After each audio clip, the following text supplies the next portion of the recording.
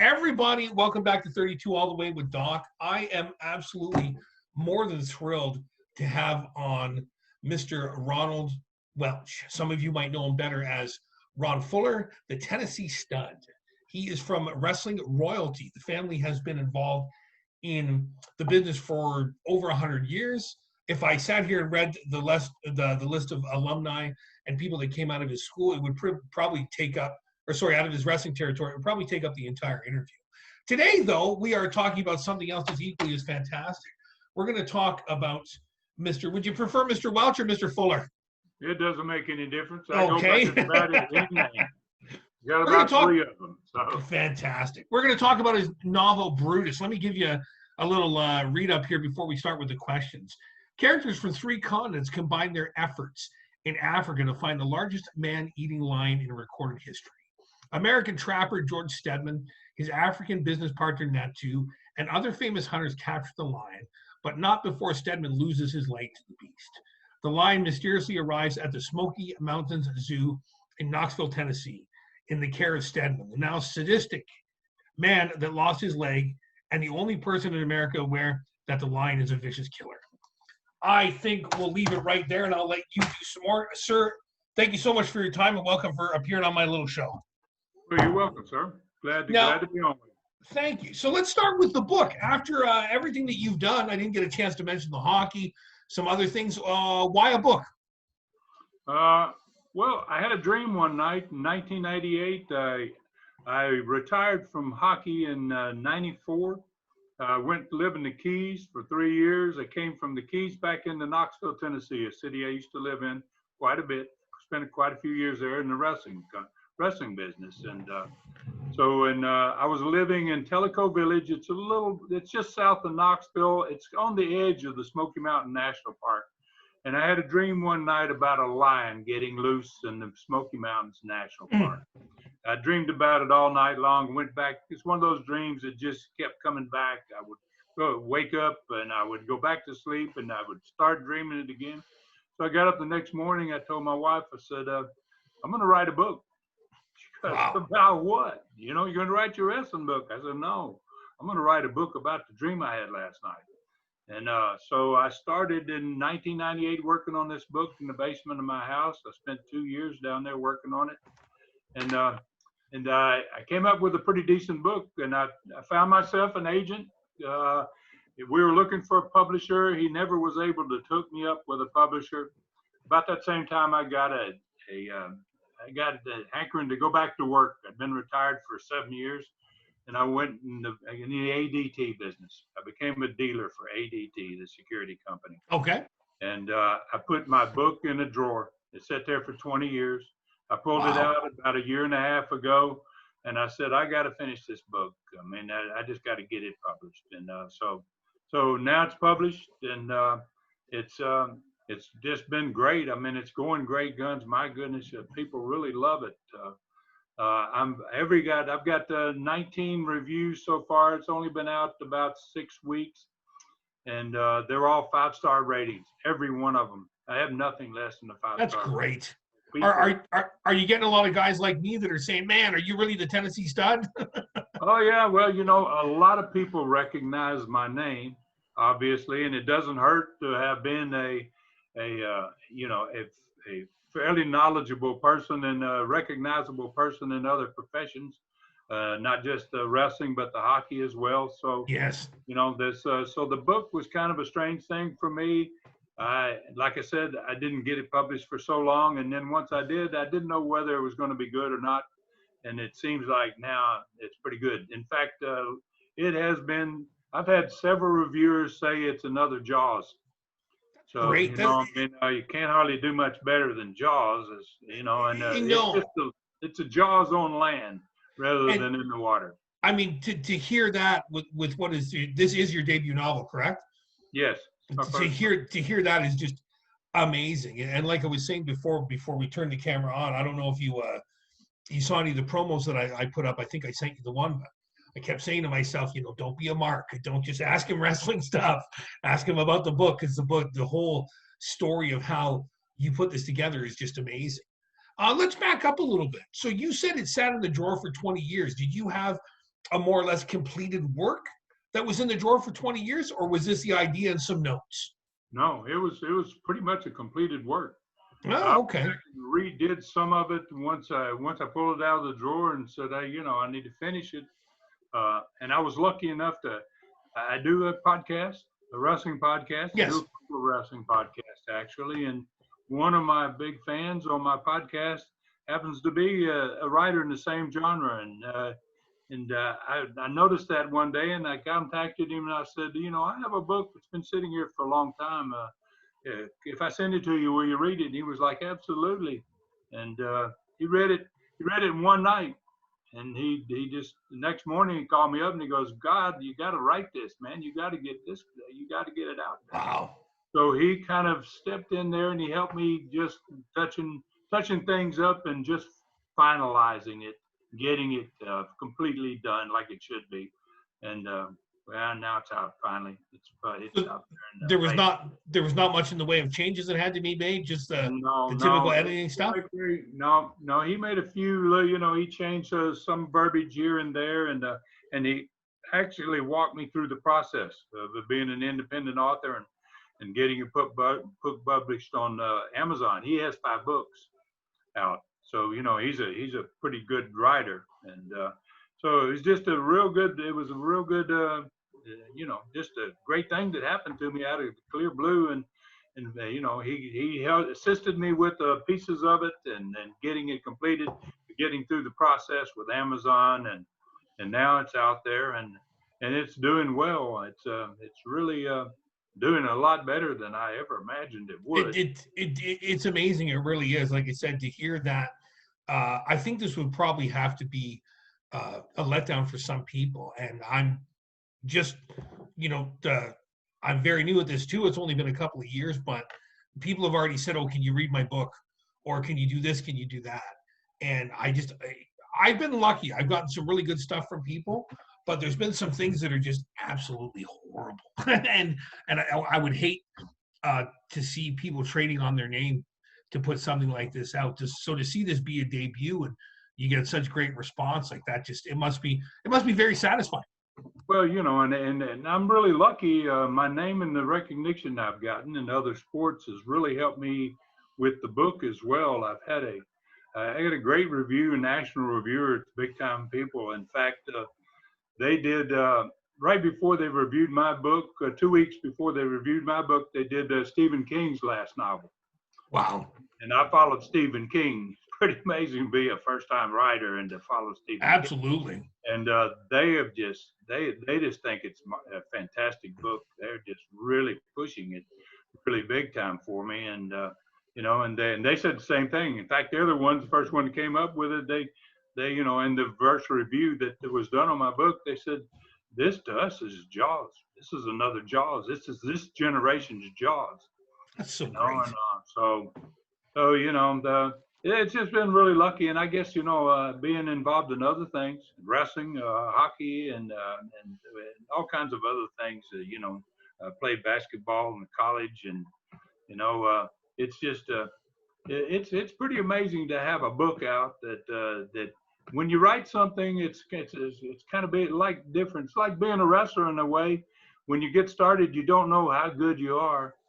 And, and you do the same thing when you write a book. You have no idea whether it's good or not until it's out there. And, it's beginning to look like now that, that it's going to be a seller. It's going to be good. And everybody that's read it, and I've got a lot of readers, sold quite a few books already, and people are just really blown away by it. And that's wonderful. I read the reviews and I'm like, wow. These are unreal, so, but it's got a real elements to it, and something that just happened in Knoxville. I don't know if you've heard of this. This just happened recently in Knoxville. In my book, this lion is a man-eating lion in Africa. He gets captured, and when he gets captured, he gets sent to George Stedman. You mentioned his name.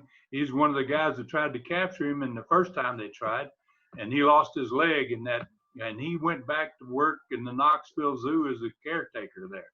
The carnivore, he's the head carnivore caretaker in the zoo in Knoxville. And once they capture this lion, he finds out about it. He wants the lion. He calls his buddy in Africa that they've been partners for years, capturing animals around the world. And he says, I want that lion, you know, and he really wants him for revenge. He just wants to starve him to death. So then now you got a man-eater lion in the American Zoo, and nobody's aware that he's a man-eater except for George Stedman. And then eventually all of this is going to come out, and the lion's going to be moved from Knoxville Zoo to Charlotte because he's such a monstrous lion. He's the biggest lion ever in captivity, and nobody knows what his background is or history is. But anyway, he gets traded from the Knoxville Zoo to the Charlotte Zoo for about 15 different animals. He's a big, huge star at the Knoxville Zoo. And as he's being transferred, his cargo truck wrecks in the middle of the Smoky Mountains National Park, and he gets loose. And that's when the story really takes off. You got a lion in the most visited national park in America, the Smoky Mountains National Park. And it is so remote, that park, and it has so many trees and gigantic forest, and you know, there's no way that you can track him from a helicopter or from the air. They've got to find him on the ground. They got to get him down on the ground, and because he's a man-eating lion, he's not running from people. He's running to people. He's looking for them. Wow. It's a pretty intense book, and you know, it's got some blood in it. One of the people that reviewed my book that gave me a 5 is Mick Foley. I saw that when we so once I saw that we had a mutual connection on Twitter, and I tried to approach you, then I saw that with Mick Foley a little while later, who, again, you know, another wrestler, if people aren't aware, Cactus Jack, Mankind, pretty well all over the world. He, you know, the same thing. He, you know, I have to write some of these stories, and I think I've got his first 3. I've got the first 2 that mainly deal with wrestling, but it's also great to see somebody, you know, in your fraternity sticking up and saying, "Hey, this book is awesome." Yeah. I mean, he's a bestseller author. Oh yeah, he the first or the second one was on the top of the New York bestseller list for weeks there when it came out. He had 5 books. They were all bestsellers, and 2 of them were #1. I mean, he's a tremendous writer. And when I wrote the book, I was doing a Super Studcast, one of my Super Studcasts with Mick. And I said, Mick, I got a book. Yeah, it's just coming out. You know, would you read it? And I sent it to him, and he was like, wow. He was 80 pages in. And he says, Ron, I'm on page 89. Wow. It's unreal, man. He really, really loved it. And he gave it a 5-star rating too. And he's been very helpful in you know, pushing it for me. And you know, to have somebody that's knowledgeable and a great writer like he is, you know, it really makes me feel good about my product, my book. And you know, I think it gives it some legs. Oh, for sure. Did you have interactions with him as a young man? I know he was actually in his first book. He talks about his original stay in Continental, working with Gary Young and some of the other names that you guys had. Were you still fairly hands-on with the promotion at that time? I had just left. Okay. I sold in 1987. I sold my part of Continental. I went back to Knoxville, Tennessee, and I formed my last wrestling company, USA Championship Wrestling, out of Knoxville.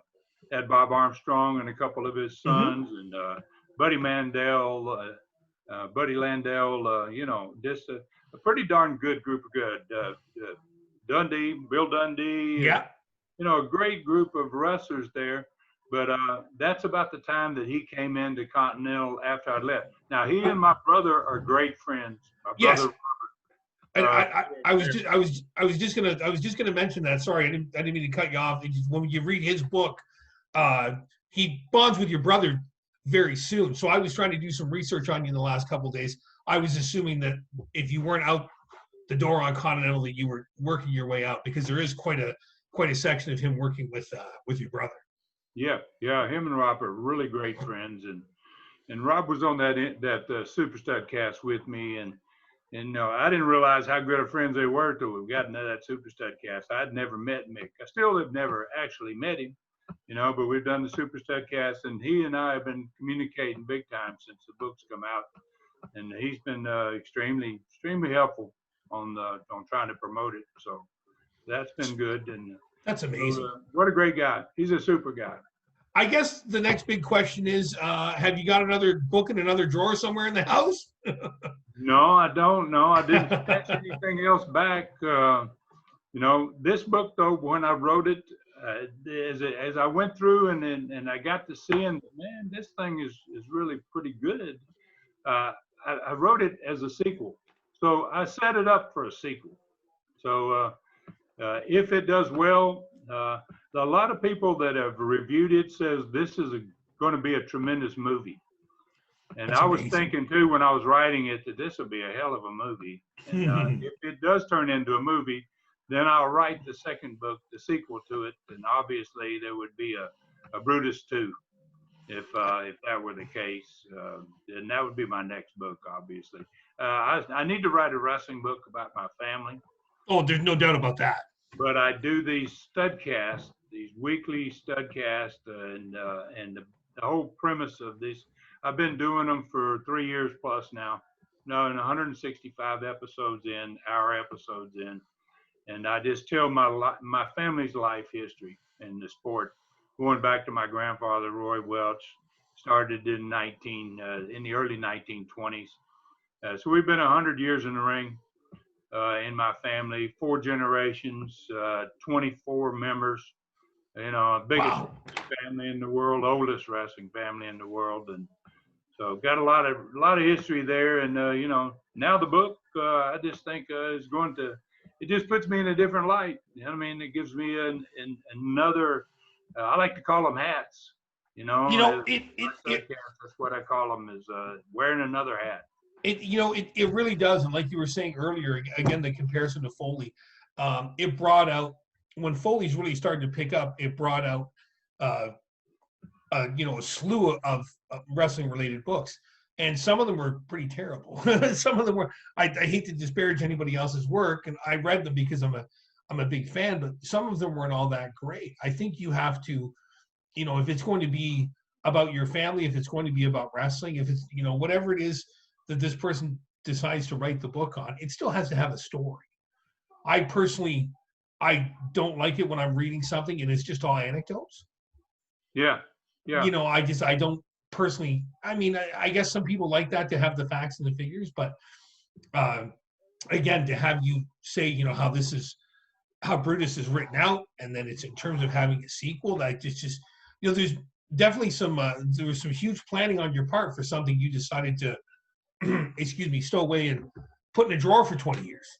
Yeah, well, actually, when I got the idea for the book, I didn't just sit down and start writing a book about a man eating a lion. I knew nothing about a man eating a lion. I didn't know anything about lions, period, like most people.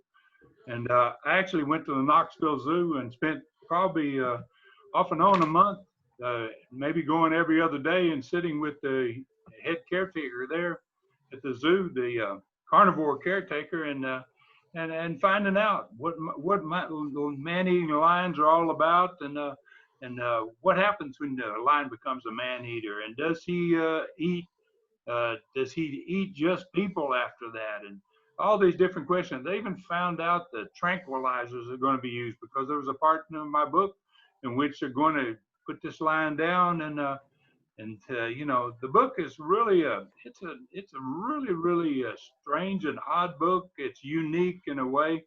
It takes you everywhere, and got a lot of different characters.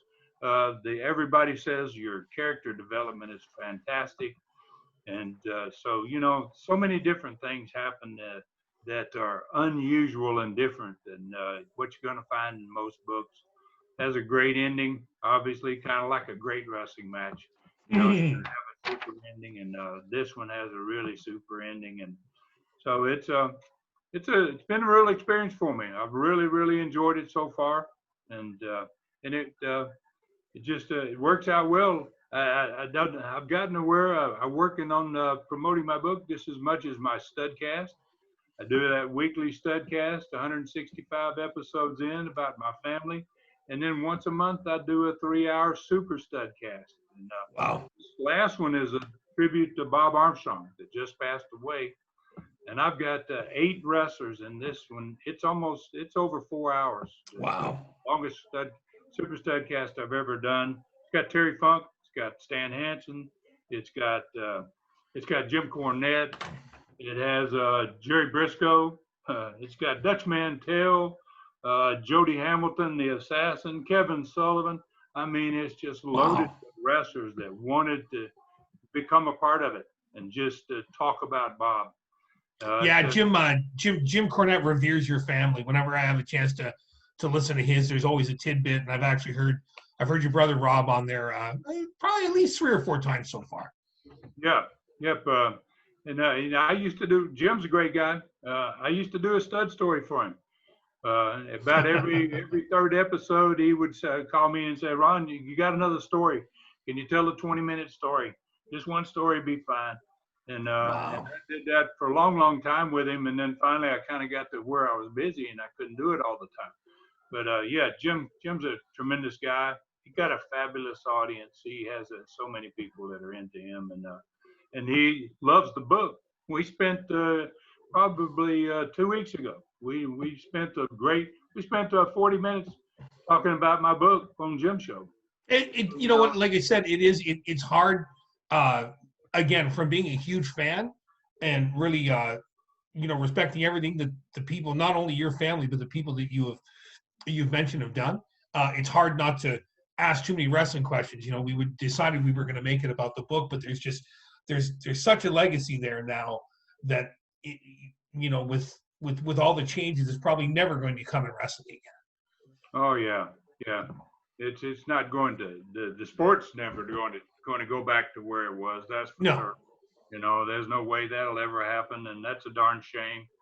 But thank God there's some guys like Cornette that are out there that are knowledgeable and they can talk about the past, and that's kind of what I do on mine. Old school. That's what it's called now. Old school wrestling fans. There are probably more of those than there are the new school, to be honest with you. You know what? Because to be perfectly honest, any stories I find after it hasn't been all that much interesting really in the last 20, 25 years. Some people will reference Montreal with Bret Hart and all that, but I mean, you guys, it was I made that little joke before we came on the air. It was almost your own version of the mob. You know, outsiders weren't welcome.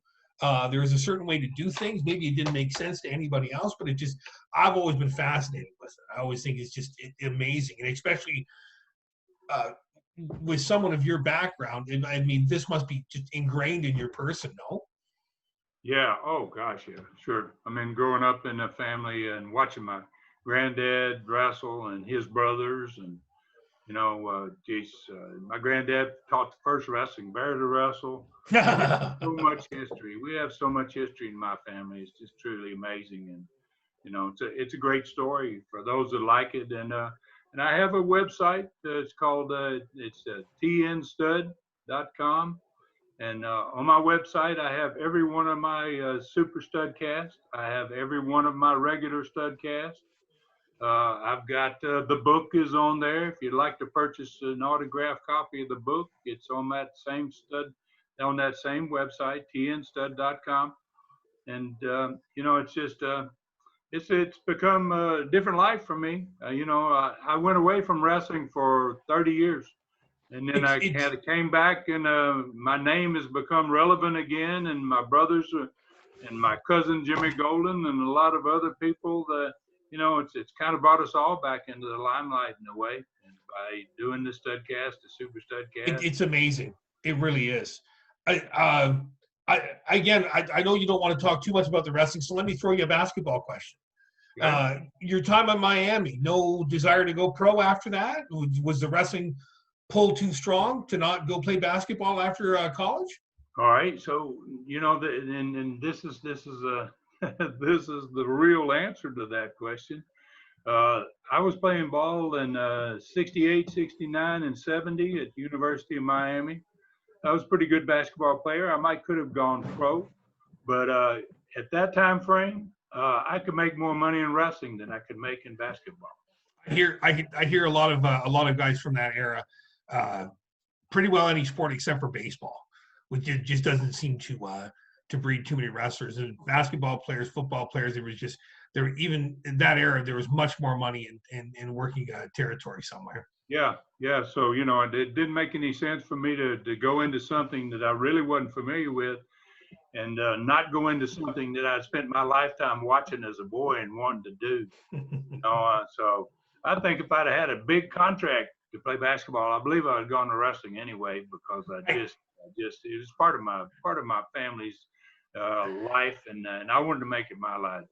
I brought it up just to make a silly point. Actually, my wife is a big fan of your legs. The one picture of you standing there with the title belt on, she said, "Wow, look at the legs on that guy."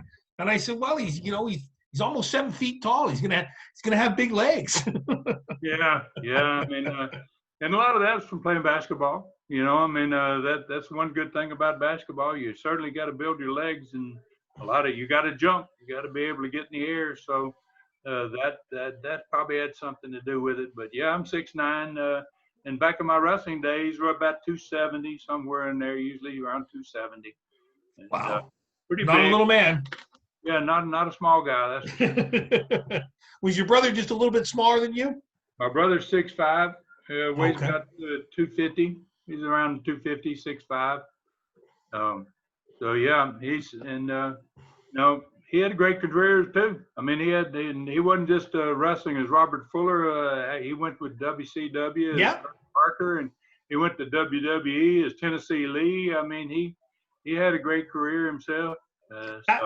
That was going to be my last big wrestling question before we slowly start to wrap it up. There was that area there for a while in WCW. I don't know the exact years, but I'm going to say 92, 93. Like Jimmy Golden showed up. Your brother showed up. A lot of guys from that era and stuff. Were you made any offers, or were you just solely you were done by then? Once I went into hockey, and I had great success in hockey, I didn't want to go back to wrestling. I wouldn't have had any interest. Like I said, I retired in '94. Yeah. And I sold my second hockey team. I had 2 hockey teams. I sold the second one, and I was basically finished with wrestling. And and I never really went back. Now I'm kind of backing away, but it's not the same sport as it was back then. But it has changed so dramatically. But yeah, I just once I left, I said, I'm going to do something else, and I was lucky. I got into hockey, and I had tremendous success, especially at the box office. Never had a winning team, and never had a but researching the teams team at the box office. That's awesome. Researching the teams last night. Were you part owner of the Cincinnati team, or were you just trading players back and forth? Yeah, your name came up. You were part owner for that one as well. Yeah, I was. Okay, it made it a little vague. It definitely said you were part owner for the Nashville one, and it said you were instrumental in the NHL coming with the Predators. But with Cincinnati, your name came up a little bit, but it didn't make it very clear. I just wanted to the same put 3 them in. partners. It was 3 of us. We did the Nashville team. The second year, we went and did the Cincinnati team. We had another team. Yeah, we did very well in hockey. Tremendous time, and I enjoyed hockey. It was kind of like wrestling in a way. That's great sport, and I still watch it. My Lightning won last night, by golly. They're in the Stanley Cup. Are you still in the Tampa region? You stayed down there since retirement? Yeah, I'm in Tampa. All you guys, what's with Florida? Every wrestler retires, they head down to Florida. Tampa's a hotbed, man. It always has been, because the territory was always located here in Tampa. Eddie Graham set it up out here in Tampa. And okay. Wrestlers have just been for 50 years coming in here, and they never leave. Wow. I've had some friends go down, and I've had some friends go down, and they're always amazed at who they run into, because so many of you guys live down there. Oh, yeah. Yeah, it's a whole bunch. So, now, one thing before we go, yes, sir. I don't think we said the name of my book is Brutus. Yes. Okay. I was going to finish up with all this if you want. I just wanted to make sure that when we're done, so you don't hang up right away, I'm going to take it off the air. But I would like everyone to know I appreciate you fitting in the wrestling and the hockey questions. And if you do ever want to come back on and talk about that stuff, that would be great. But today's focus should be your book, which seems to be getting fantastic reviews. I have some Amazon links for it. Brutus, I'm going to put this all up on the bottom of the page so people can check it out. And I definitely put in your tnstud.com. Anything else you'd like to put in for people that we can add to this? No, I don't think so. You know, just like I said, if you're interested in getting an autographed copy of the book, which is pretty unusual, that's really hard to find nowadays. We don't have the bookstore signings, all that stuff. So, you know, you can get that at tnstud.com, and you can get the autographed book there. And, you know, everything else, you know, is there. Like I said, the Studcasts are there, the Super Studcasts are there. It's a pretty full website. Got a lot of stuff in there, the interesting things too, comments from fans, and a little bit of everything in that site. So, you know, invite people to, you know, take a look at it, and I think you'll find something there that you'll be interested in. I guess because they go in all different directions. You know, now there's a book on there too. So. Sir, I thank you so much for your time. We're going to take this off the air. I just want to talk to you for a minute when we're done. Again, guys, Brutus, it's amazing. I don't know which book I want to see next. The sequel to Brutus, the wrestling book, or just the Tennessee Stud story. I think any of those ones would do very well. There's so much to talk about here. There's so much to do. I thank you so much for your time. This is 32 all the way. I'll talk to everybody soon. Thank you. Thank you very much.